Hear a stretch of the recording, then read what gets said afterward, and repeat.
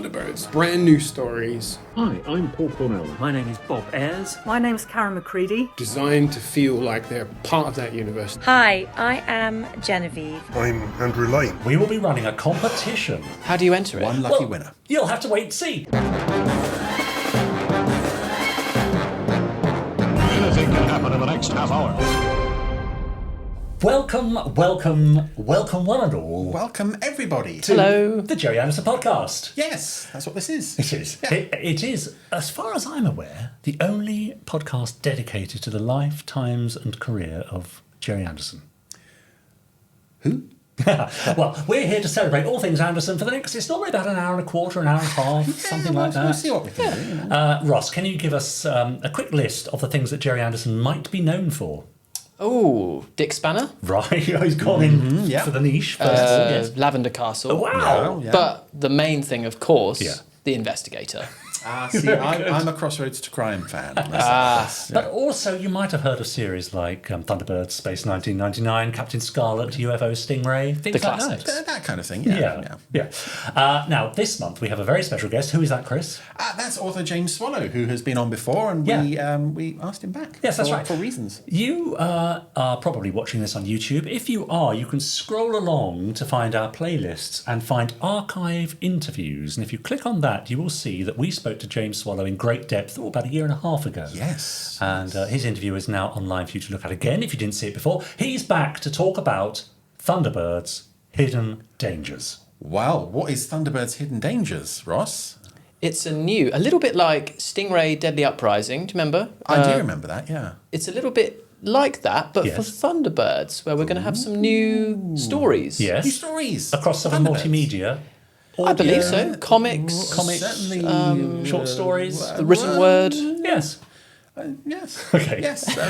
Well, we will be talking to James. It's a bit uncertain of how much we can say. Yeah, I know. We'll be talking to James specifically about the Hidden Dangers short story collection, Yes. featuring the work of many distinguished authors, and Chris Dale.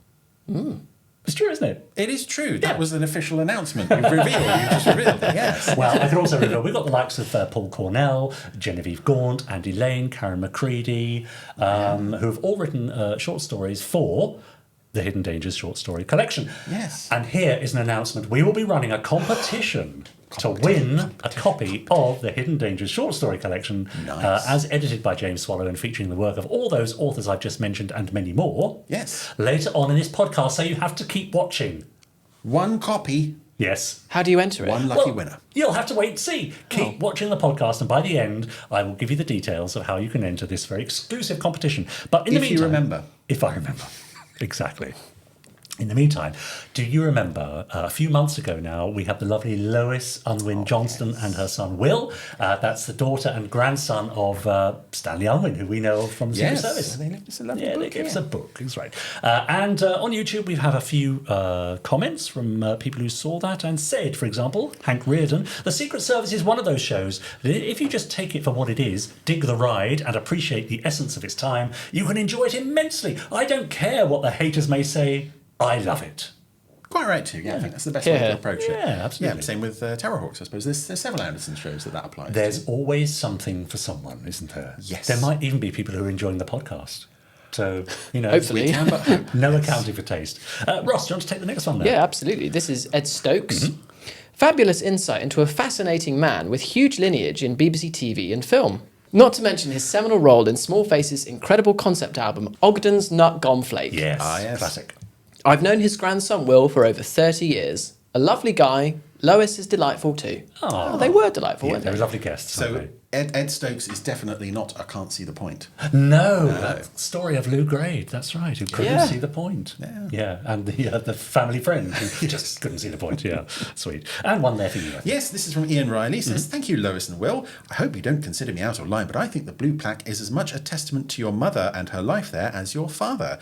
I loved his work, and your mother appears to have done a great job holding the family together and raising you all. A man once seen, never forgotten, and much loved. Yeah, that is nice. That's nice. That's nice hearing from Lois about her mother as well, because of course that's the other side of the story, isn't it? Yeah, we don't get so many family stories as Yeah. well, but it's always nice to Yeah. hear from people like Really that. nice. Yeah. And a final one, I think, there for you, Ross. Ty Jacobs. Yes. Lots more Ross, please. Okay. Less is more. Well, We can exclusively announce the Ross Arrowsmith podcast coming soon. That's right. Maybe. So we're here today, slightly different format, I guess, because we're going to be talking about something Thunderbirds-related, Hidden Dangers, which, as you've said, Ross, it's an upcoming series telling brand new adventures of Thunderbirds via comics, short stories and beyond, all set within the world of the classic series. Created by a host of fantastic writers, artists and editors, the stories of Hidden Dangers expand on key events throughout the Thunderbirds canon, situated before, during or after classic TV episodes. That will be going up for pre-order very shortly, so keep your eye on the Gerry Anderson website, gerryanderson.com. And all our social media channels as well. Yes. No doubt we will be keeping you all apprised. Yes, and don't forget to keep watching for details of that exclusive competition, which means that if you are a viewer on YouTube, you can win a copy of the short story collection. Well, presumably people listening on audio might be in with a chance as well. No, because you've got to comment below on the video. this I wasn't video. listening to what you said. No, it's quite right, doesn't That's it? fine. I just- Nor are they, so it's fine. Yeah, that's good. So all that coming up a little later on when we talk to James Swallow. But in the meantime, shall we hear from our wonderful viewers and listeners that we like to call the Podsterons? Let's do it. Yeah. This is the voice of the Podsterons. Hi all. It's Hello. my birthday in June, What? so I treated myself to the collector's edition of the Thunderbirds Technical Information Book. Oh, This is because of how much I enjoyed the Stingray equivalent. fair enough. Jack They're McMorrow. Very, very popular, these tech manuals. Tell aren't us they? all Yes. about them, Chris, and where we can find them if they're still available. Well, is the collector's edition of the Thunderbirds tech manual still available? I think I at the think time it we might record be. this, it probably is. But by the time you see this, I expect they will have gone. But are there still sort of standard You can releases? still get the standard edition of just the book, yes, but the deluxe edition comes in a nice red case with Yeah. a replica International Rescue microphone, which I really like. yeah. Yes. that was I very thought it was sold out already. In which case, on your bike, get to eBay. But tell us generally about the editions. technical manual range. How Well, is it's that? basically everything you ever wanted to know about the International Rescue Organisation, Yep. if you're looking at the Thunderbirds one, or the World Aquanaut Security Patrol, or Shadow, or Moonbase Alpha. It's a deep dive into the worlds of these various shows in universe, looking at the various bases and vehicles, and there's lots Nice. of lovely new CG illustrations in there. And, Great. yeah, biographies and such. Yeah. Well done for getting the phrase deep dive into this Deep podcast. dive. Yeah, that's very good. A Shame it's not message a there. Stingray one. Yeah, Yeah. for you, Chris. Hello, Richard and Jamie. You said it was for me. And well- it says, hello, Richard and Jamie. I mean, and Ross and Chris. Fitting. Well, it's that time of year again. Oh, right, good. Merry Yeah. Christmas. When I release the latest updates to my Space 1999 VR project. I've spoken about it before, but this time around I've included 2 new environments in the form of the solarium and the nuclear generating area. Boy, how I would have loved to have walked around these virtual sets as a 9-year-old boy. There's a World Intelligence Network agent there. Oh, yes. I think you might be right. I think we might have blown yeah, his cover. yeah. 9-year-old boy, yeah. Yeah. Cheers, Andrew Noving. Thanks, Andrew. Would you like to have a little clip Yes, please, of yes. the solarium on Moonbase Alpha from Space 1999? Yes. Take a look at this. Okay, so let's enter the solarium. Here we are, solarium area. Look at this. So clever, isn't it? Wow. Oh, that's It's like so you're cool. there. Come in here, Yeah. and the first thing you might notice is that this solarium is, or the space is directly a repurposing of the command office in the main mission set, did not know Commander that. Koenig's office. There are minor differences in Commander Koenig's office. There's 2 doors there, and there's no doors on that bottom area. And over there on the left would be a window looking out over the moonscape. He's even got a In comm Commander lock Koenig's type office, thing. but in this office, those Oh, are yeah. minor changes. But the stairs and the panel layout and so on, or the ceiling layout particularly, is all identical. There. What do you think of that? Ah, right down to the plants. Yeah, I'm going to have to check that out because I actually got a VR headset. Mostly I've been watching TV shows and films on it because you can put yourself in a real cinema and put like 70s Doctor Who up on a big screen and look around. You're like, what is this? Okay. But I haven't used it for many games and cinema Yeah. yet, so Okay. I'm going to have to check that out. Great. Well, yes. I and- will rave about it, no doubt, next time we meet. Yeah, thanks so much for that, Andrew. And if you're interested in seeing more of that, you can go to YouTube and search for Space 1999 VR Work in Progress Update 16. This is a work of love and labour from Andrew. It's cool. And thanks for the update. And good luck. Keep it going. Sean Bailey, over on our Facebook group. Can you give us the address of the Facebook group, Ross? Facebook.com/Gerry Anderson Podcast /Podsterons. I mean, it's close, but no cigar. Facebook.com/groups Facebook.com/Podsterons, of course. Oh, I was nearly there. Okay. Well, Sean Bailey said, spotted this gem at a Lobos Collectibles in Coburg, Victoria, Australia. Even walked out with a couple of Gerry Anderson VHS tapes. Have a look at these. Oh, wow. Yes. Ring any bells? Anyone seen anything like that before? Thunderbirds, I'll go, have a break, have a Kit Kat. I recently was in a collectible shop where someone had framed a load of Captain Scarlet confectionery wrappers from the 90s. So there was penguin wrappers and sherbet dip dabs. Oh, Is that okay. right? Yes, dip dab, and yes, it that's was just a small frame, but just specifically full of Scarlet. I didn't buy it, Yeah. but I kind Yeah. of wish I had. Yeah, this. That great. was my era, and I have a feeling that would be 90s as well, because that's when the Yeah. Thunderbirds Kit Kat advert came out. That's right. And a couple of VHSs there as well. yeah. Supercar and Thunderbird 6. 12. Oh, is that $12 for Yeah, the with pair? $12. Yeah, that's not bad, is it? No. Pretty good value. Great. Of course, a VHS copy of Thunderbird 6, that's going to be cropped like majorly. Oh, I bet. sure. Yeah. There you go. Not like the super duper HDness we get today, Aha! but still worth having. Thank you so much for that, Sean. Now, don't forget, a little later on in this podcast, I will be giving you details of the exclusive competition where you can win a copy of the Thunderbirds Hidden Dangers short story collection. Only if you're watching this on YouTube. And only one person can win. Only one person can win. What happens if more than one person gets the right answer? Well, then it'll be 2 names in a hat. So you might have to use the randomizer to pick a Now, person. can it be adapted to such a I use? think we probably might have time, yeah. So keep watching for that. In the meantime, that's all from us. Well, for now, but because now. you and I are going to be sitting opposite James Swallow to talk more about Hidden Dangers. That's right. Stay with us. Welcome back again, because I think this is your 3rd visit to the Gerry Anderson podcast. yes. It's lovely to be here. Thank you. Thank you for having me back. First on audio, I think, with Jamie, way back when. And then we spoke to you just about a couple of years ago, I think 18 months ago as well. And now you're back, but with a very particular mission, James Yes, Swallow. indeed, But indeed. before we get to that, what have you been up to? What's been going on in James Swallow's universe? Well, we can talk about. it's been a crazy year. To be honest, most of the thing I've been working on is the project that we're going to be talking about Yes. today. Okay. But in amongst other stuff, I've been working on some comic book projects for DC Thompson's Commando Comics.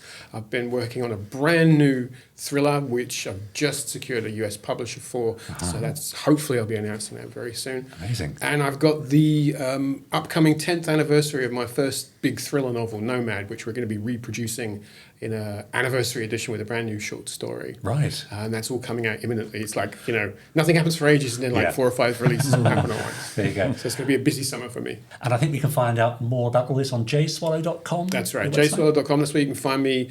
I blog, I post, I put up stuff about my books and my releases. That's pretty much your one-stop shop for everything about what I'm working on. And now I think that's quite enough talking about James Swallow. Yes. Let's talk about Thunderbirds Yes, indeed. Hidden Dangers. Wow. So, Hidden Dangers, I think, is, well, I know it's to celebrate the 60th anniversary of Thunderbirds. This is the 60th year.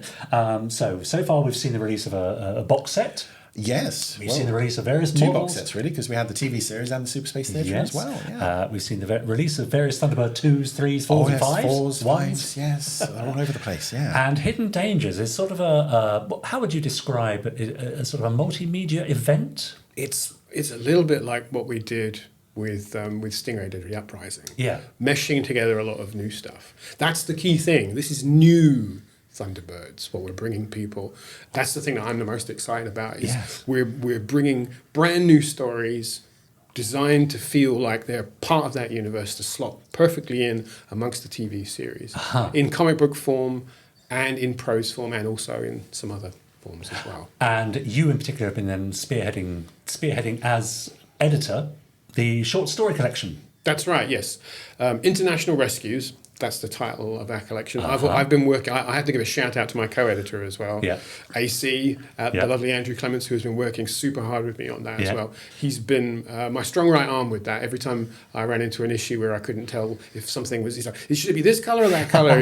Is it this or that? And he's immediately had every answer for me. He's your man, yes. He's been super helpful with that. And it has been an amazing experience for me. It's been like a thing on my bucket list as a writer for a very long time. Is I've always wanted to edit an anthology. Yeah. I've been a writer in short story anthologies, but it's just one of those things I've never done. And I thought, what a cool gig! What fun that would be to just grab together a group of really cool writers and Yeah. say, let's just do the show right here and and do a short story collection. So that's something I've been wanting to do for a very, very long time. And then Jamie came to me and said, do you want to do this? And I'm like, I can tick off 2 things on my bucket list. I get to do a Thunderbirds project, and I get to edit an anthology. Yes. I had an absolute blast. Amazing. It was so much fun. Really playing in the toy box. Indeed, it really has been a lot of fun doing that. Just working with really cool people, seeing the whole project come together, seeing the stories just sort of percolate. Yeah. It's just been a lot of fun. Great. Well, if this is whetting your appetite for International Rescues, the short story collection from the Hidden Dangers series, we will be announcing a competition a little later on. Yes, keep watching for that competition. Really I don't think even James knows what the parameters are of the competition. No, That's I'm how intrigued. Top secret it is. So keep watching, and we'll let you know by the end of this interview just how you can win a copy of International Rescues. So I know you've written one yourself, James, but how did you choose the authors that you thought might be interested or might be a good fit for the project? Well, to begin with, we had a big list of people and some fun, famous names that we reached out to. Yeah. But my primary parameters for this were writers who, I know it sounds crazy, just who are good. Yeah. People who I knew who could deliver, the kind of writers who I thought had a track record in this field, people who were excited and enthused by Thunderbirds. I think that's probably the key thing. Everybody had to be somebody who has a lot of love for Thunderbirds, and I think all of that really comes out in different ways in everybody's stories. Yeah, amazing. Well, let's have a look. I did ask certain authors, those that were in the country and were amenable, to send us little video clips just introducing their story, maybe even giving away the title. I know, but we are getting close. I think it may be ready for pre-order in a few weeks, so I think we can afford to give a few little teases. Let's have a look at this first one. Hello, my name is Bob Ayres, and my story in Thunderbirds Hidden Dangers is called The Pyramid of Doom.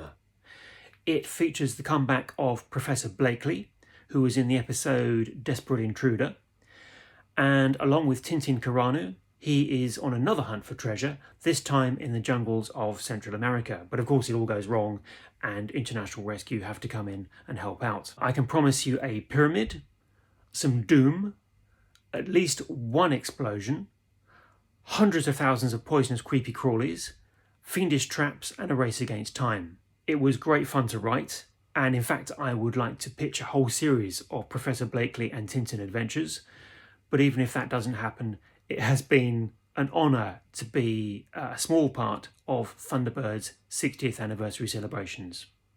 FAB.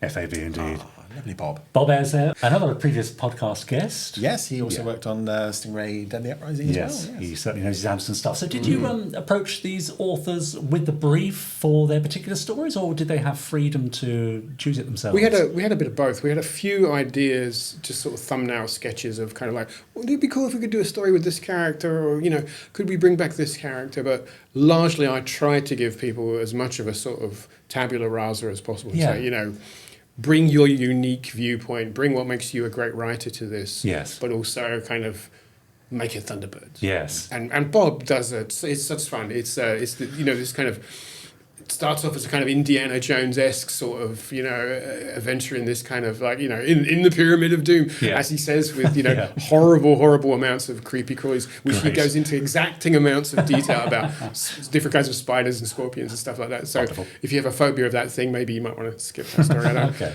And it builds and builds and builds, and it becomes a classic Thunderbirds adventure with the ticking clock and that kind of, that true sort of race against time feeling that's redolent of all the best Thunderbird stories. You can almost imagine the Barry Gray music kicking in. Totally, absolutely. Funny.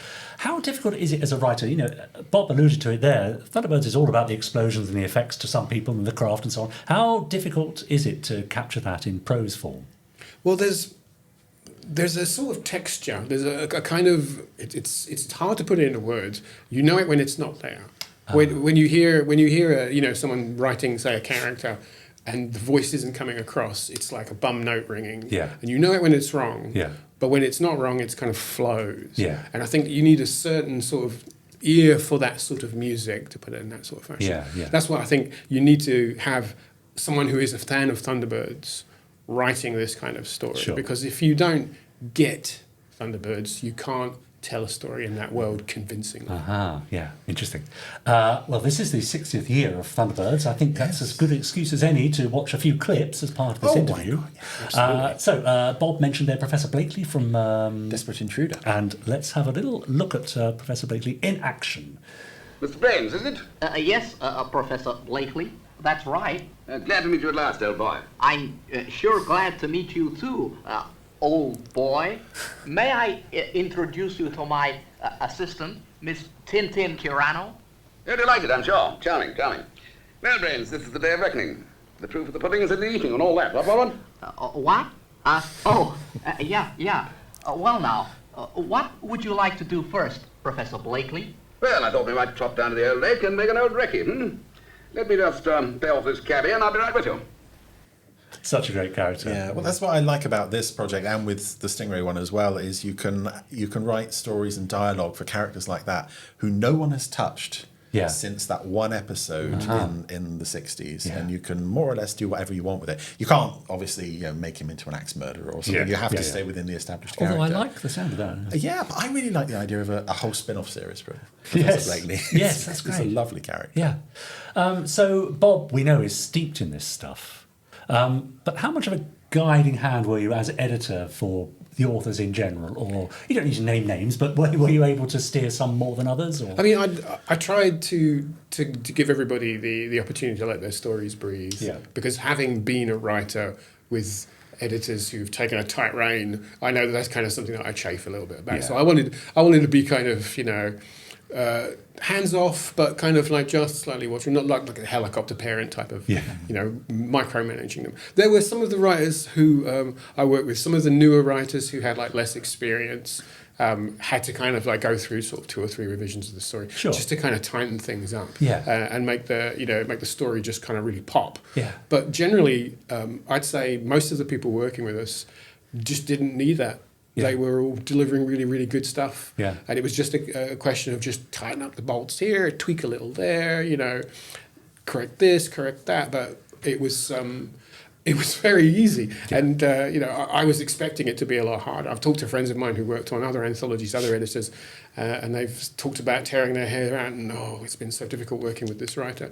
And I had a really good time. Great. So I think in a way, I've been gently eased into the job of editing something by just working with some really amazing, talented folks. Yeah, amazing. How lucky. Let's have a look at then a little bit of artwork from the Pyramid of Doom. That's Bob's story. This is all Lee Sullivan's work, I guess. That's right, yes. That's wonderful. We had this idea when we were putting the project together. I was looking back at the old Armada Thunderbirds paperbacks from the 60s. And if you remember those, they had these really great illustrations in them. I think it was John Watson, I think might have been the artist. Rings a bell. Yeah. And, and they just kind of leap off the page. Yeah. And I thought, what would be really cool is, could we do that with the stories? So I pitched the idea to Jamie, and he said, yeah, go for it. So what we've had Lee do is take like kind of one iconic moment from each story. So in the collection, when you open it, you'll see that snapshot. Yes. In a way, it's almost a kind of this episode sort of thing, absolutely. Which again, very Anderson sort of thing to do. And so we had him do that for every one of the stories that we've got, and he's come up with some great stuff. Yeah. And my directive to him was try to show us something that we never saw on the TV show. Show us, a Thunderbird craft in a location we've never seen before, or characters in a situation that we'd never seen on the TV show. And he absolutely nailed it. Yeah, this is a perfect example of it. You couldn't have puppets interacting with that many insects on screen. Yeah. Although they did it with alligators. But rarely in the same shot. True, that's right. And you've contributed one yourself, James. Yes, indeed. Well, I figured as I had the job of editor, I would abuse my power and commission myself to write a story because, I'd be a fool not to have this opportunity to tick those boxes. So for me, I wrote a story which was inspired by Moving You're Dead, if you remember that episode. Mm-hmm, right. And my love of motor racing as well. So it's Alan Tracy taking a day off with brains, being involved in a motor racing event. And obviously, because it's a Thunderbird story, things go horribly wrong. Quite right. And it's down to Alan and Brains to figure out a way to solve this problem before everything goes horribly horrible. Yes. And again, Lee did some fantastic artwork for that, and I had so much fun doing it. The story's called Red Flag, and it's high octane, fast paced, all of the things that I love about Thunderbirds. When you were writing that, did you find yourself sort of straining against your own constraints as an editor? Like, oh, I'd really like to go off and do this now, but I can't do that because it will overrun the word count, or it doesn't fit the tone. Just were you in a position of like, okay, there's my writer's hat, I've got to take that off, put the editor hat on. What the hell's he done? were there any sort of problems there? Well, I realised that I'd set these strictures for everybody else, and I thought, well, I can't then ignore all of those because I'm already kind of abusing my authority by commissioning myself to write a story. I can't sort of like then go, oh, I'm going to write a story that's 3 times as long because I'm the editor. Yeah. And then and I handed it over to AC, and I said to him, okay, you've got to edit me on this, and don't spare any blushes because and of course AC's done a story for the collection as well, and I did the same for him. Yeah. So we were like, we have to be absolutely as harsh on each other as we are on everybody else. Not that we were harsh on people. Yeah. We just made sure that everybody followed the same set of rules, and we applied those rules to ourselves as well. So what was the word count that each author was working to? We were roughly around about 5,000 words. Right. That's not very much, is it, in which to contain a world of adventure and jeopardy? Originally, we talked about running 10,000 word stories and having like half as many writers. But I wanted to have 10 writers, and I wanted to kind of get that pace that's to me is like emblematic of Thunderbird stories, is to be able to have that sort of page turning, action packed, what's going to happen in the next 5 minutes sort of thing, that sort of rapidity into the stories.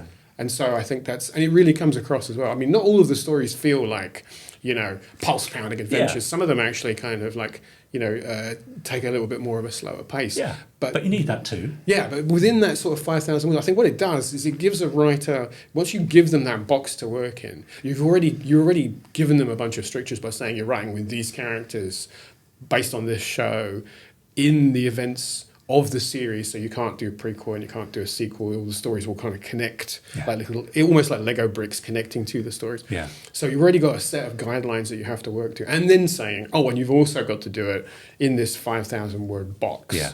So it means that you absolutely have to come in, hit the ground running. Don't waste any time. Yeah, there's no preamble, is there? No, absolutely not. But also, find a way to sort of build that out and bring sort of pitch and moment and drama and character to it. And it's a big challenge, but I'm pleased to say everybody absolutely rose to it. Yeah, great. If this is whetting your appetite, don't forget to stay tuned, because before this interview is over, you will have a chance to win a copy of International Rescues. Is this some kind of competition we're running? It's a competition that we're running. Stay tuned for more details a little later on, and you can win your very own copy. But in the meantime, let's have another look at another author from the collection. Hi, I'm Paul Cornell, and I've written a story for Hidden Dangers called Flight of the Wombat, in which Lady Penelope and Parker have fun with the hood in espionage capers. Espionage capers. I love the title as well, Flight of the Wombat. Yes. That feels really Thunderbirdsy, and it's great to have Paul as well. Really talented writer. Well known for his work on Doctor Who. To come in and work with us, and he again, the tone of the dialogue feels absolutely spot on in that story. Do you get the sense that, in a way, it helps you that you're working with such a well-known and well-loved brand that it's an easy pitch to authors to say, would you like to do this? Because potentially a lot of them are going to say, well, yes, of course. Absolutely. It was amazing how almost everybody I think we went to said, oh, wow, Thunderbirds. Yeah, it's a dream thing for me. Yes. And nobody was kind of, I'm not sure if I can do it. I don't know if I can do it justice. It was all kind of like people biting my hand off practically. Yes, please, absolutely. Yeah. So that was another thing that made it really exciting for me, because once I realised everybody was coming back to me with energy and excitement about it, I thought this is going to be great, because everybody is so stoked about doing it. And I think, am I right in saying there's a foreword from J. Michael Straczynski as well? Well, we have Jamie writes the foreword for us, and J. Michael Straczynski. We did actually approach him about writing a story for us. Obviously he's a very high profile writer. Creator of Babylon 5 and Sense8, and well known for his work writing Incredible Hulk and Spider-Man comics. Very very high profile writer. We would have loved to have got him to write a story for the collection, but we couldn't do it. So in the end, he's written us a really sort of a fantastic afterword, very personal about his sort of experiences growing up and watching Thunderbirds. Amazing. And talking about how it affected him as a writer and how it kind of, got him interested in that sort of style of science fiction storytelling. Yeah. And that's really, really a great sort of bookend to have Jamie and Joe at either side of the book bookending these stories. Absolutely, yeah, that's right. Well, we've spoken about the Wombat in Flight of the Wombat, which I think first appears in the Duchess Assignment. Is that right, Chris? Only appears in the Duchess Assignment. Well, unless it appears in this story. I don't know. I haven't read it yet. Well, I should imagine it might do, probably with that title. Let's have a look at the Wombat in action. Oh, bang on. Jolly good show. How am I doing, Penny? Oh, splendidly, Jeff.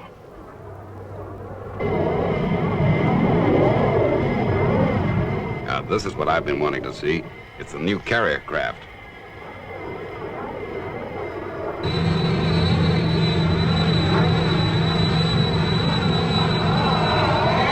I do remember we spent a lot of time on the technical aspects of this to make sure we got the technical details correct about how the plane, the parasite plane and the carrier craft work. Yeah,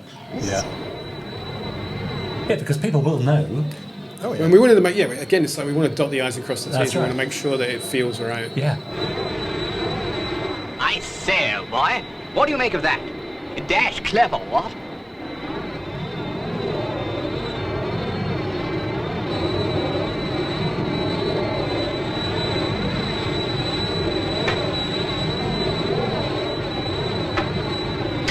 Dashed clever. And there it is, the Wombat, as featured, we're guessing, in Paul Cornell's short story, Flight of the Wombat. We're dealing then with a classic series and classic characters. How much of a responsibility is it as a writer to get things right and to do them justice? A huge responsibility. Keep you awake at night? Yeah, well, it's... Again, I come back to the point I made before about being a fan of it, is understanding the kind of the gravitas, the weight of this franchise, and the fact that there are millions of people out there who are big fans of it. I think everybody working on the project understood that. Yeah.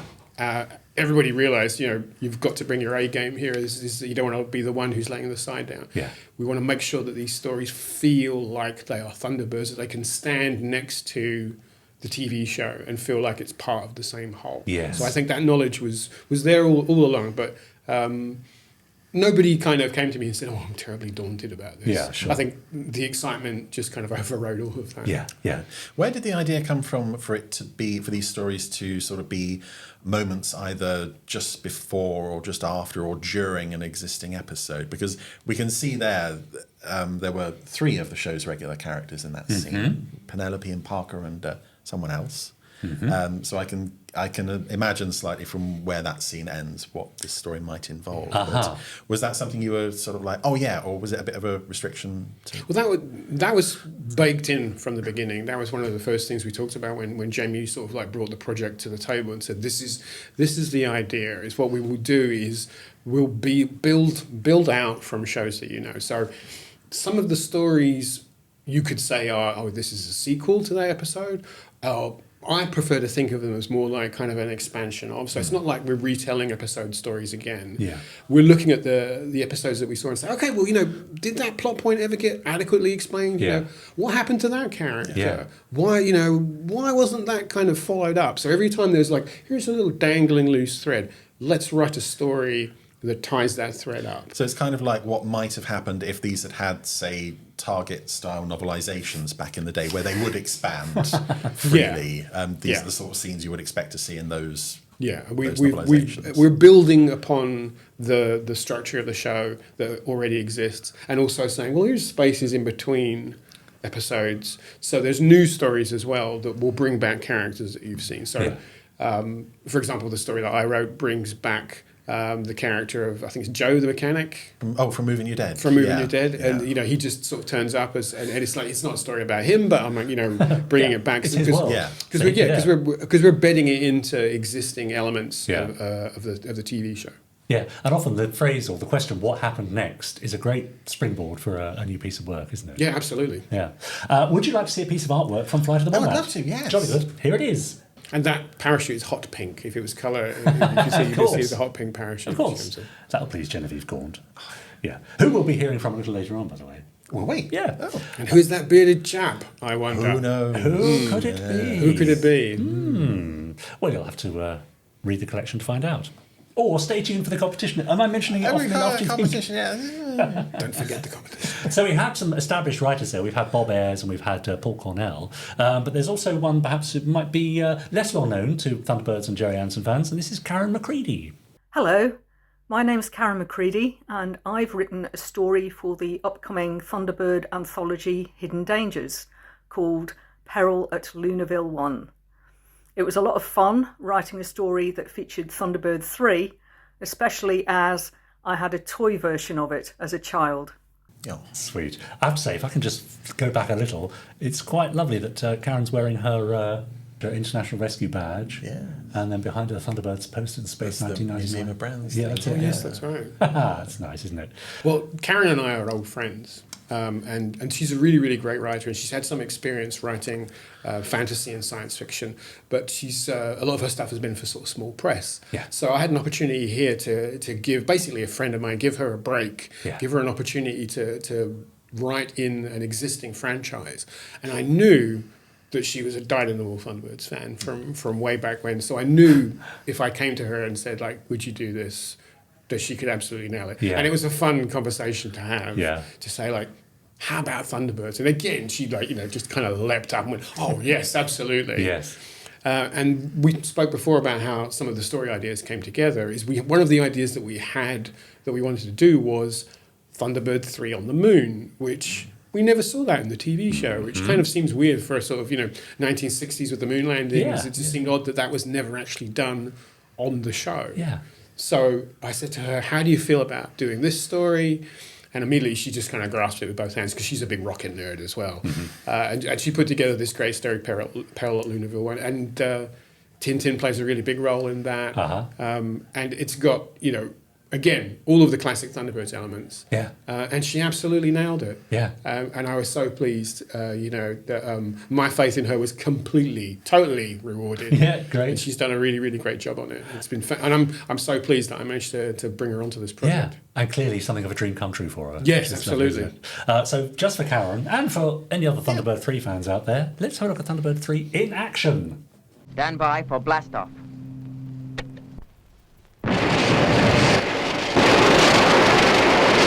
Liftoff.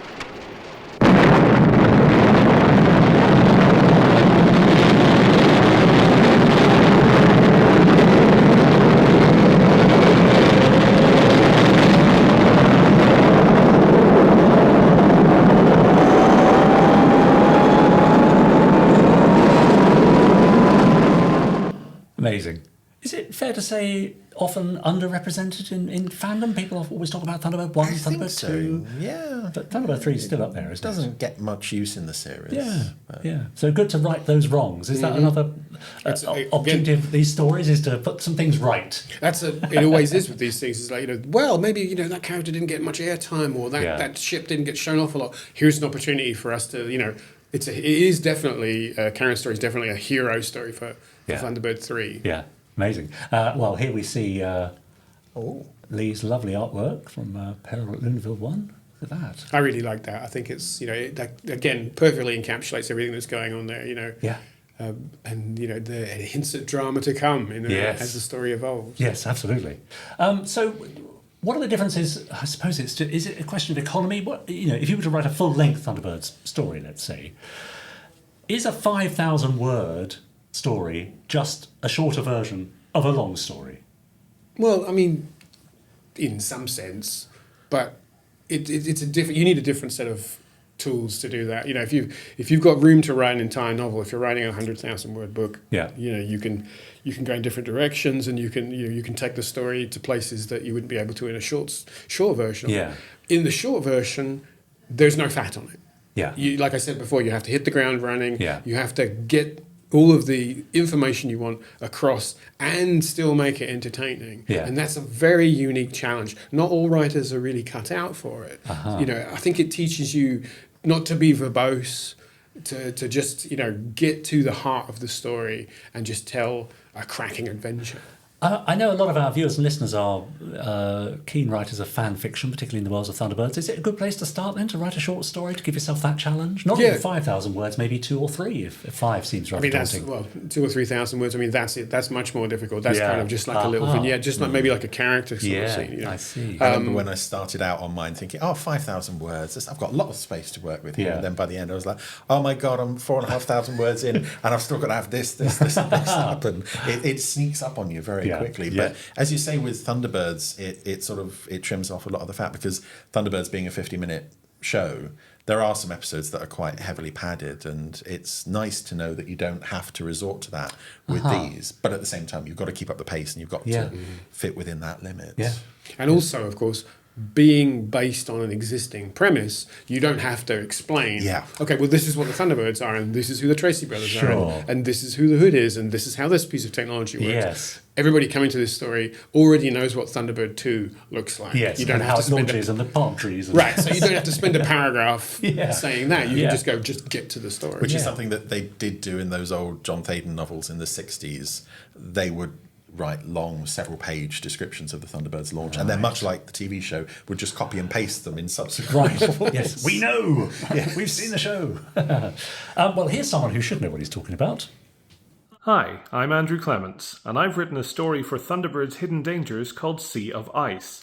It takes place immediately after one of the episodes of the television series, and sees the 4 Tracy brothers racing to an Arctic research station to save some people who've got into a bit of bother. I've managed to slip in a little nod to the continuity of the series, and potentially a continuity error, but you'll just have to wait and see what that is when the story gets released. I had a lot of fun working on this project, and I really can't wait to see what you think of it when it comes out. Continuity error, eh? Wow. If there's a man out there whose job is to find that stuff and track it down, it's our boy AC. Come up with multiple explanations and flowcharts. I mean, I should imagine with someone like AC, the problem is pinning him down to one story that he wants to tell, because we know he's got a very active imagination when it comes to the world of Thunderbirds. Well, he came to us with that. He said, this is the story I've got. I've got this idea for to follow on from the exact episode and tell this story, sort of like set in the polar ice cap, and he pitched the idea to me. I was like, that's great, go for it. Right. Because I had 100% confidence in him, because by that point, I'd been working with him on a lot of the other stories and sort of passing him the material and him saying, just tweak this is not quite right. And I knew he had this laser-like focus for that. Absolutely. My concern was, to be honest, when the story was coming in, I thought, I hope he's not going to overload it with technical detail. But he told a really great tale as well. Yeah. So he definitely has the skills to do both of those things. Yeah. That is something that's quite tempting in tie-in fiction. I've seen that in some Star Trek novels, where it's like, this reminded Captain Kirk of that episode where such and such happened, and he was involved with this, and it's like, no time for that. Because, yes, I guess this is a celebration of the 60th anniversary of Thunderbirds, but you obviously want to give something for the fans, but I guess you also want to tempt people who may not be that au fait with the series and make sure they don't feel locked out of this world. Absolutely. Everything we've done is to, I keep coming back to the same point, to try and make it feel like Thunderbirds. Yeah. This is new Thunderbirds. It's the thing I kept saying to everybody when we were putting the project together, and the thing I want to make clear to people who may be interested in picking up. This is new. Yeah. We are telling stories. We are going back and telling prose stories that this hasn't been done since the mid-60s. Yeah, right. And that's fantastic that we get to go back to these characters, not reimagining stuff that's been done before, but saying, this is brand new. Yeah. And it fits in, it dovetails with the show that you love. Yeah. And if you're a casual Thunderbirds fan, you're going to get a fun, exciting adventure. And if you're somebody who's a hardcore Thunderbirds fan, you're going to go, I see what you did. Little rewards in there. There's little rewards, well. There's little Easter eggs all dotted through them. So Yeah. hopefully we can kind of please both of those audiences. Yeah. And of course, for many people, it might well be their first experience of Thunderbirds. Imagine that. They may not have seen the series, but might be tempted to pick up this anthology. Yes, indeed. That's from this illustration here. This is from AC's story. Yeah. Beautiful, isn't it? Again, technical details there. We had to make sure that we got some of the details on Thunderbird 4 there absolutely correct. Because it's like we can't get anything wrong. We've got to get all of the details spot on. Absolutely right. Can you tell us a little bit about our next author before we see a video from him? This is Andrew Lane. Now, what might he be known for? Andy's also well known for his work writing for Doctor Who, but most recently he's been involved with the Young Sherlock Holmes franchise, which was a series of books and has recently been sort of turned into a television series. The Guy Ritchie series. Isn't That's it? right. Yeah. And he's a really, really talented writer. And he came up with something really interesting for us. In terms of the tone of the story, he's done this spooky kind of very close focus story about basically a bad night on Thunderbird 5. Yes. And he's just really, really nailed, just this spooky kind of claustrophobic kind of style. So I don't want to say too much about it to spoil it, but I really enjoyed reading it. Hi, I'm Andrew Lane, and I've recently done a story for the new Thunderbirds anthology, and I'm authorised to exclusively reveal to you that it stars John on board Thunderbird 5, and it's all about what he has to do to stay sane for the days and weeks on end when he's alone, and what happens if it goes wrong. Enjoy. What a tease. It does also feature one of my favourite titles in this anthology, A Lie of the Mind. Yeah. That's really lovely. And again, that's what I love about that is it's almost a little bit of poetry to that. Yes. It's like, what's that all about It must be a phrase from something. Is it a quote from... I don't know. Yeah, it feels like it might be. But what I love about that is immediately you as a reader are intrigued. Yes. What's the story about? What is the lie? Whose Yes. mind is it? It's great. Because it's really rare to think of Thunderbirds doing a spooky thing. You would have there's a ghost in an episode of Stingray on 1999. Thunderbirds steered very clear of a bit more sort of science-based stuff. So yeah. Well, John is rather overlooked, some might say, in the Thunderbirds universe, so it's nice for him to be the focus of a short It was story. important to me to have a John story in there for exactly that reason, because I felt like, he always gets a bit short shrift. Yeah, he does. So, and when Andy said, well, we can do a story and let's make it all about him and all about Thunderbird 5, I was, great idea. Well, here's a very, very short clip of John Tracy in action. I say action. Sitting at the desk. Sitting or standing,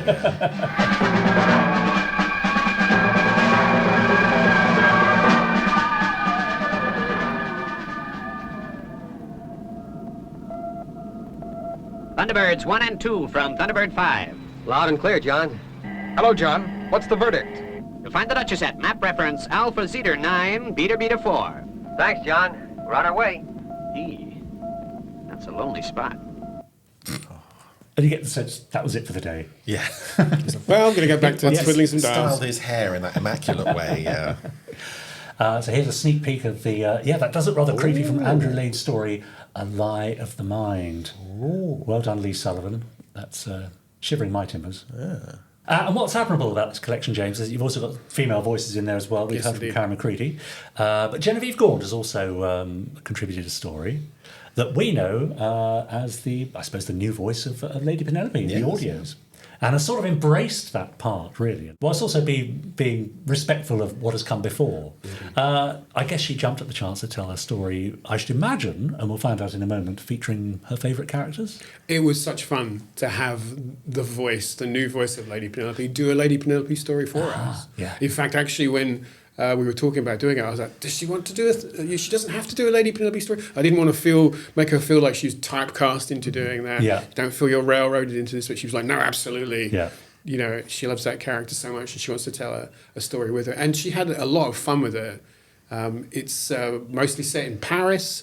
So we have it's very glitzy and glamorous. Of course it is. And of course we bring back another character, the Duchess. Yes. And so it's just fun to have those characters, the Penelope and Parker and the Duchess meeting a brand new villain who has a diabolical plan. And it's all that kind of larger than life sort of kind of action espionage story that we expect to see from Lady Penelope. So let's have a look at a message from Genevieve Gaunt. Oh, really, Parker? You do make the best cucumber sandwiches. Oh, hello there. Hi, I am Genevieve, and I voice Lady Penelope in Thunderbirds, but I'm excited to say that I have written a short story called Diamonds and Destruction, and I'm thrilled to be part of this new collection. So what is it about? Where does it start?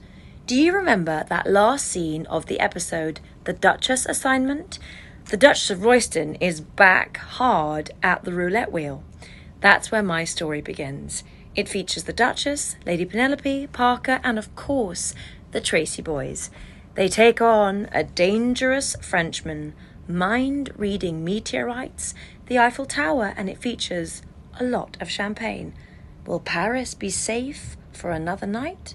Stay tuned, and of course, FAB. Genevieve Gaunt there, as with many of our authors here, I guess, very busy. How much notice were you able to give them? When did this project first start, and when did you start approaching them? Oh, it's been about a year and a bit in process from the beginning. So I tried my best to give everybody as much notice as possible, but these things kind of expand to fill the space that you give them. So there were a few places where we were kind of running to keep up. Yeah. But generally, it worked quite well. All of the writers hit the deadlines. Yeah. Nobody sort of like delivered late again, which was really great for me because it gave me an opportunity to sort of just take a breath, and then just like look at the whole project as a whole. Because of course, when you get these short stories, I had an idea in my head about how they would be sort of laid out. It's like who's going to come first and second, what have you, and that all just completely went into the trash when the stories actually turned up, because I thought, actually, you know what, this one works better if I put that one here, and then another story, actually, this one goes here. So for a while I was playing this game of kind of like, index Jenga, trying to like, which one fits where, because I didn't want to have, like, for example, we've got 2 Lady Penelope stories. I don't want to have 2 Lady P stories back to back, just to kind of keep the flavour changing. We've got, here's a very fast-paced action story. I don't want to have 2 of those next to each other. So I wanted to try and make it feel that every story feels different from the one that immediately precedes it. Yeah. So that, I always say anthologies are like a buffet, There will be something there that perhaps isn't to your tastes, but there'll be plenty there that there is. Yeah. And so to create that kind of mouth-watering spread of stories, that was a fun experience for me to just try and make that work. Yeah. And what was great was the stories just fell into a sort of natural kind of order. And in the end, we were like, this is just the way that works best. Yeah. And it was fun to have that opportunity to assemble that. Yeah, wonderful. Genevieve there mentioned the Duchess and the Duchess assignment. Yes. So let's have a look at that final scene that Genevieve alluded to from the Duchess assignment.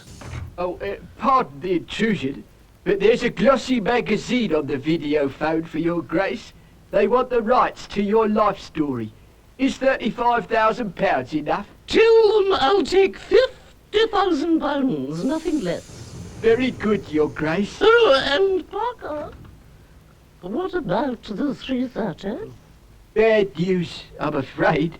The 330 was won by Desperate Intruder, a rank outsider. Oh dear, what a pity. Still, I just know my luck is changing.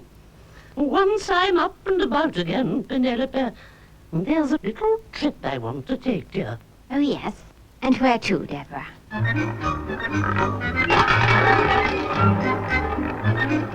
come on. 15 Lake. Come on. 15 Lake. And that's literally where Genevieve's story picks up from that line of dialogue, which is a really nice. I love it. That's so specific. That's wonderful. That's really nice. It goes back to what we were saying earlier of taking one character who has not been touched since the 60s. Yeah. That character is very well remembered, and it seems like every Thunderbirds project that we've asked Genevieve to do, can we put the Duchess in? Duchess? And it's great because she does a wonderful Duchess anyway. So it's always worth hearing that. Yeah, fantastic.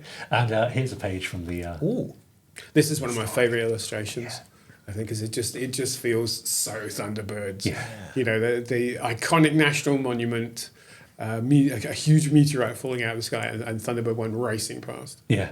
That's wonderful, isn't it? I had my little die-cast Thunderbird one when I was working on this to inspire me. I had that on my desk while I was working on my story. Great, yeah, wonderful. That and the Barry Gray playlist, obviously. I should imagine so. On the loop. That does help, doesn't it? Yeah. Now, we're lucky enough to have you with us today, James, not only editor of the anthology, but also having contributed a story yourself, but we're also super lucky to have Chris Dale with us. Oh, yeah. Yeah, because that's me. You wrote one as well, I think. At least that's what you told me in this short video. Hello, I'm Chris Dale, and I've written a story for the Thunderbirds Hidden Dangers anthology called Night Flight to Disaster, which picks up between the penultimate and final scenes of Operation Crash Dive and explains just what happened regarding the investigation surrounding the Fireflash sabotage attempt by that infamous company, Benton Aircraft Espionage, as some people would say that it is, including the characters in the show. Anyway, yes, Night Flight to Disaster, coming to you soon in the Thunderbirds Hidden Dangers anthology. Now, what I really like about that video is that, Chris, you seem to be wearing the same T-shirt there as you're wearing today. Oh, well, I've only got the one. Oh, you found out my secret. Yeah. So, well, I can talk to you directly then. Yeah, talk to me directly. How did you find the process of writing a Thunderbird short story? Oh, great fun, yeah. It's the same as it's been with Stingray and with Terrorhawks, writing for those who just like, oh, here's a toy box. Yeah. I can have whatever I want. And was this an idea that you'd had kind of stored away for years, ready for the occasion? Well, I mentioned it picks up on a sort of continuity blip in that episode. Uh-huh. Basically, it's like, the day is saved, and then it cuts to the next scene, and a newsreader says, oh, and all the people who were responsible were arrested off screen. Ah, let's have a look at that very moment. It's too late to bail out. Can you fix the EPU? No, Scott. I couldn't remake the join in time. It would take too long. 10 seconds, Tracy.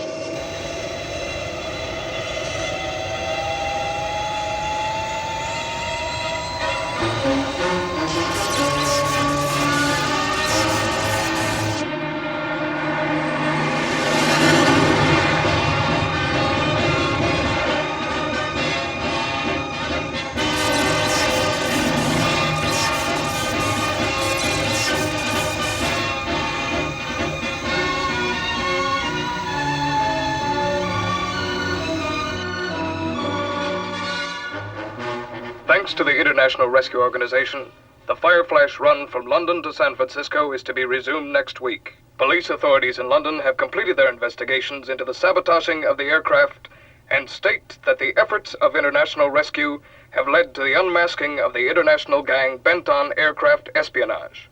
Particular stress was laid on the... Oh, for Pete's sake. Just to the most interesting part. Oh dear, I am sorry.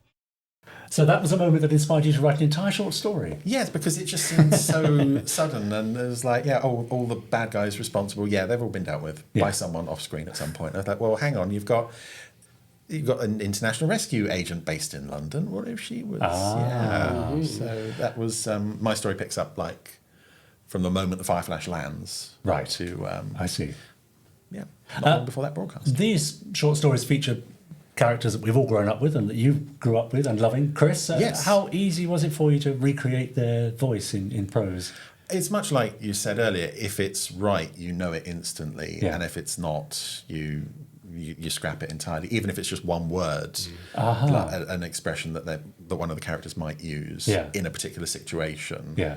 I can't think of one specifically for this, but it's like if it's not of the period that the show was made in, it's got to go, even if it does work in a real life situation. Yeah. So that's Night Flight to Disaster? Night Flight to Disaster. You'll like this then, won't you? Imagine if Lee Sullivan were to illustrate a moment from a short story that you had written for a Thunderbirds anthology, Chris. What would you think about that? Oh, that's lovely, yes. Talk us through what's going on here.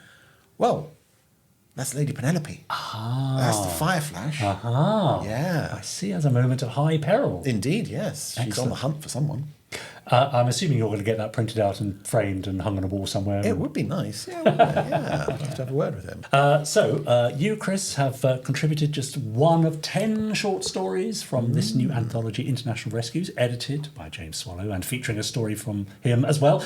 I think it's about time that I revealed the nature of our competition, in which our viewers on YouTube can win a copy of this new Hidden Dangers. Only our viewers on YouTube. If you're listening to this... Yeah, you've got to go to YouTube. You've got to go to YouTube. Absolutely.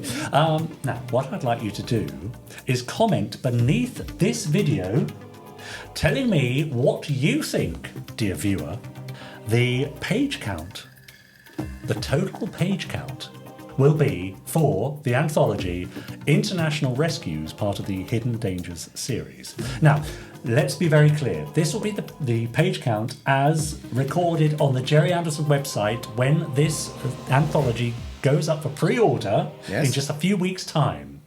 That is the number that I will be taking, and if any of you get it, then you will win a copy of the anthology. If no one gets it, then I should be picking the nearest. And if it's a tie, then Fight it'll to be, the death. Yes, names out of the hat. Now, you have just 1 week to do this from now. So that means this competition closes at midnight on the 31st of August. You have until midnight on the 31st of August 2026 to reply beneath this video with your answer. What do you think will be the total page count of International Rescues? Part of the Hidden Dangers. Even I don't know that, and I'm the editor. But look, let's give them a little pointer, shall we? What was the word count you suggested for your authors? So each story is roughly 5,000 words. Roughly. So I guess the thing to do would be to work out how many pages would 5,000 words be and multiply that by 10 and then allow a bit more for a foreword and a bit more for an afterword. Yeah. Anyway, there you go. You have till 31st of August to put your answer beneath this video, and I will be watching, and the winner will be contacted by me as soon, and it may be a few weeks yet, but as soon as it goes live on the Gerry Anderson website. And of course, we should point out there are other authors involved in this anthology that we haven't heard from in this podcast, so who else did you manage to get involved? Well, we have David Hirsch, who you might remember from his Space 1999 book, Maybe There. Yes. And all the Super Space Theatre movies And of the the Super Space 1980s Theatre as stuff. well. Yes, yeah. indeed. David's done a story for us about Thunderbird 4, and it involves the rogue nation of Bereznik. So if you're a fan of Thunderbirds comics, you know that from the kind of the expanded universe of Thunderbird storytelling. That's a sort of Cold War drama story of underwater adventures. That's a lot of fun as well. Yeah. And then we have M.G. Harris, Lupita Harris, who is probably best known to Anderson fans for her work on the Gemini Force One books. Exactly, yep.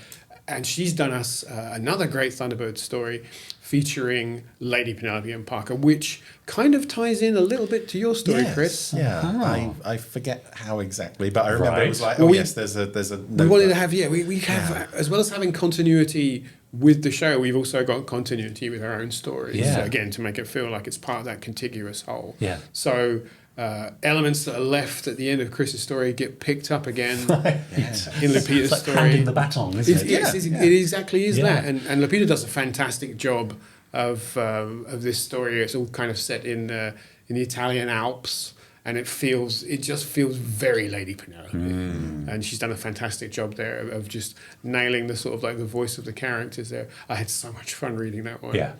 So that pretty much wraps up. That's our 10. Great. Yeah. There we are. Hidden Dangers, International Rescues will be out in a few weeks' time. Don't forget the competition.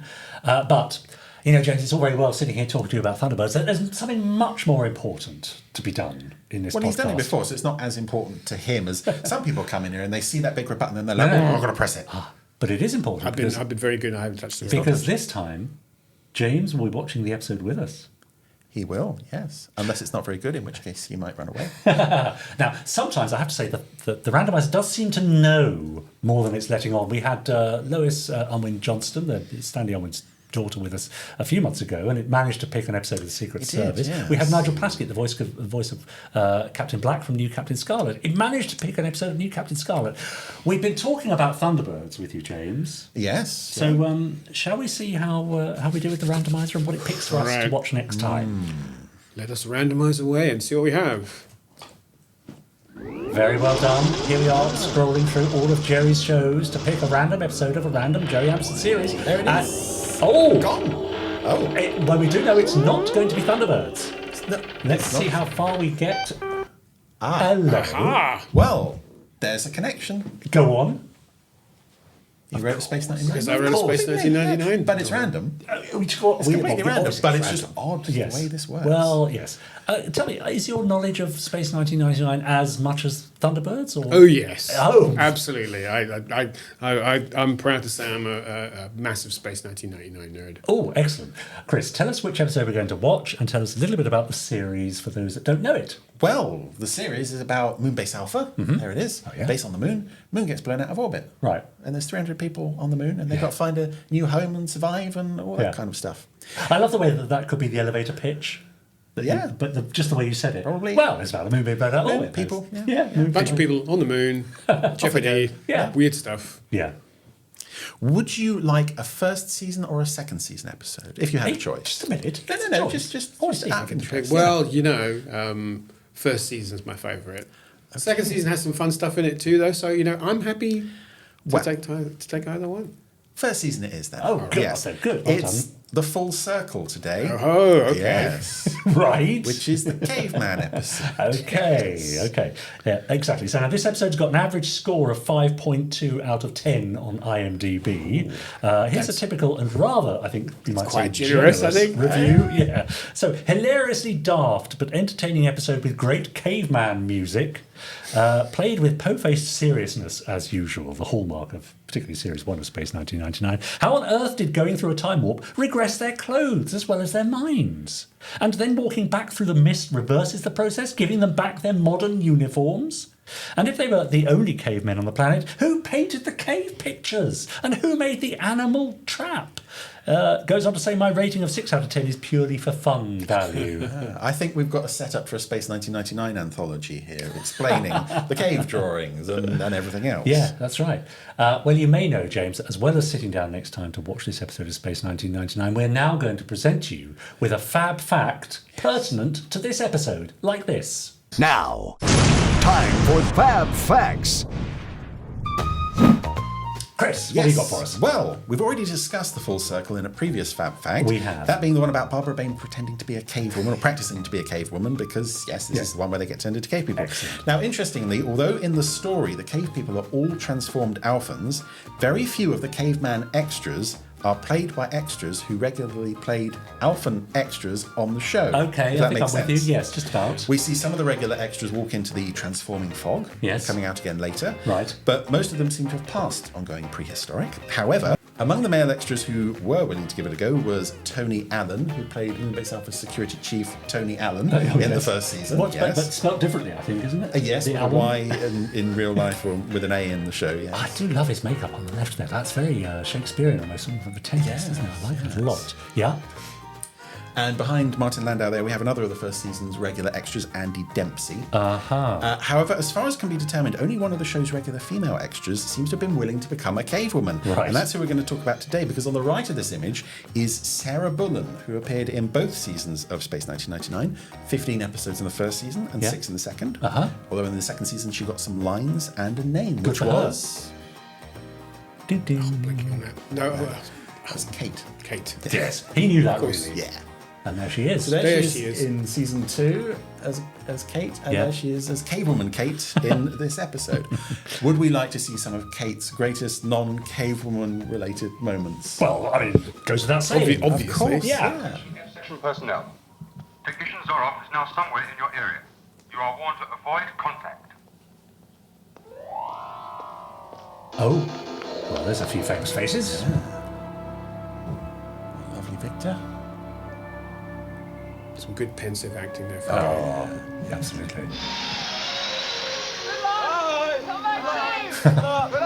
Who needs nature? This pure hand loom wool sweater for the mirror. Maya, all right? Kate, you all right? Yes, Commander, I'm all right. Ah. My scanner's taken a beating. Nice. Always gets to me at that moment. Yes, Poor brilliant. Scanner, Are you okay, Chris? You okay to carry on? Or do you want me to take over? No, I'll soldier on. So, Space 1999 was Sarah Bullen's first TV acting role, credited as far as I can see. She later made appearances in shows like The XYY Man, Solo, Dick Turpin, A Perfect Spy, and the 1970s espionage drama The Sandbaggers.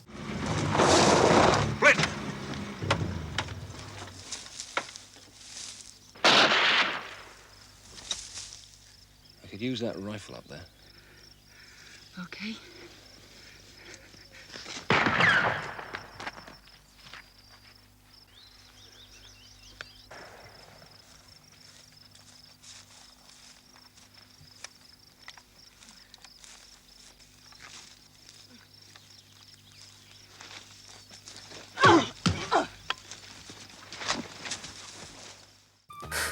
Excellent. So there we go. That's a brief history of Sarah Bullen on Space 1999 and other things. Okay. In 1999, she was something of what TV tropes might call an ascended extra. Right. She's also done the occasional convention, and she's been very nice to fans, even when they're really weird and annoying. Oh, what, like this chap, you mean? And moving on.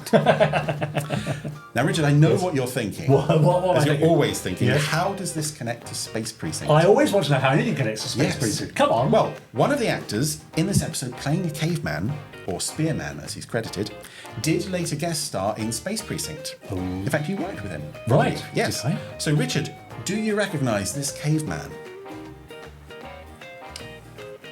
I do recognise him, but he doesn't look that much different, to be honest. That's Oliver Cotton, isn't it? That is Oliver He was in Cotton, Protect yes. and Survive. He was, And he played yes. Gershom, I think. That's right. Oh. Top marks. Yes. Yeah, well done. Very good. Well done. There's your Space 1999 Fab Fact. Are you feeling ready to sit down? I mean, there's a lot of fabness in I there. know, There's a isn't whole constellation of fab facts there. Facts all over the place, yes. Has it whetted your appetite enough for you to join us again in a couple of weeks' time to watch the episode The Full Circle with us? Absolutely. Great.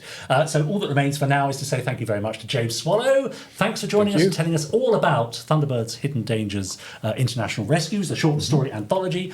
Don't forget to enter our competition. Give us the page count that you think this anthology will run to. Pop your number down below this video, and when it's released on the Gerry Anderson website, I will compare your answers to the official number on the website, and I will pick a winner and let you know. But for now, James Swallow, thank you very much. Thank you.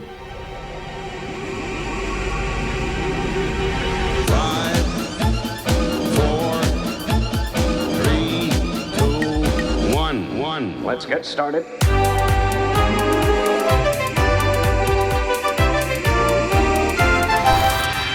Let's go.